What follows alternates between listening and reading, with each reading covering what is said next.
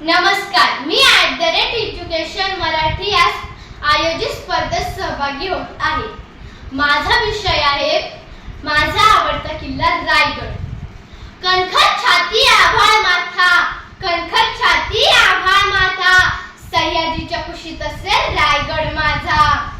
1400 पायऱ्यात वाऱ्याची झुळूक, गडावर पोहोचताच सुखावे नयन सूर. रायगड हा भव्य किल्ला 1030 मध्ये चंद्रराव मोरे यांनी बांधला होता. तेव्हा हा किल्ला रायरी या नावाने ओळखला जाईल. नंतर हा 15 मे 1656 मध्ये शिवाजी महाराजांनी आपल्या ताब्यात घेतला.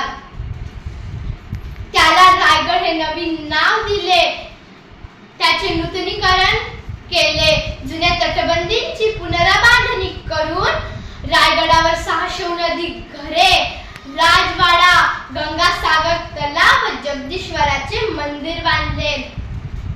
कसा बांधला किल्ला?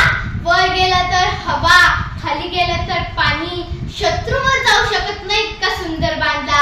आणि दुसऱ्या दिवशी एक घटना घडली.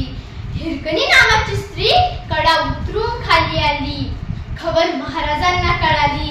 महाराजांचं राजकारण बघा. महाराजांनी हिरकणीला बोलवणं धाडलं आणि तिचा सत्कार हिरोजी इंदुलकरांच्या हस्ते केला. आणि महाराज इंदुलकरांना विचारतात, इंदुलकर, तुम्ही म्हणला होतात वर गेला तर हवा, खाली गेला तर पाणी, शत्रूवर जाऊ शकत नाही, पण हिरकणी खाली गेली कशी? तर इंदुलकरांचे वाक्य सांगितलं ते प्रत्येक मायमाऊलीने घेऊन जावा. इंदुलकर म्हणतात, राजे, ती महाराष्ट्रातली आई आहे आणि महाराष्ट्रातली आई आपल्या लेकरासाठी काही करू शकते. आणि याच प्रसंगामुळे रायगडावर हिरकणी बुरुज बांधला गेला.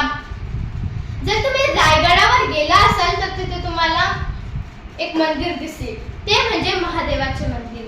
हे मंदिर कधीतरी लांबून बघा, ते तुम्हाला मस्जिदीसारखं दिसेल आणि आत गेल्यावर तिथे तुम्हाला पिंड बघायला मिळेल. का बरं असं का केलं असेल? कधी प्रश्न पडलाय? लांबून बघितल्यावर दिसतं की मस्जिद आहे आणि आत गेल्यावर कळतं की आत पिंड आहे. का? कारण शत्रू सैन्य आक्रमण करण्याची भीती आहे. महाराजांची बुद्धिमत्ता बघा.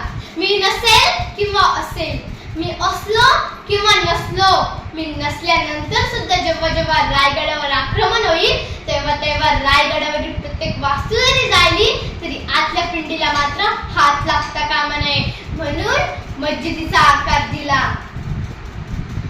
रायगड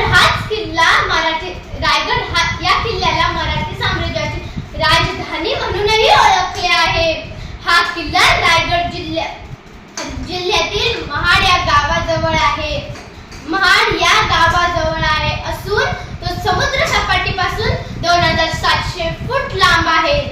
आणि या किल्ल्यावर छत्रपती शिवाजी महाराजांचा राज्याभिषेक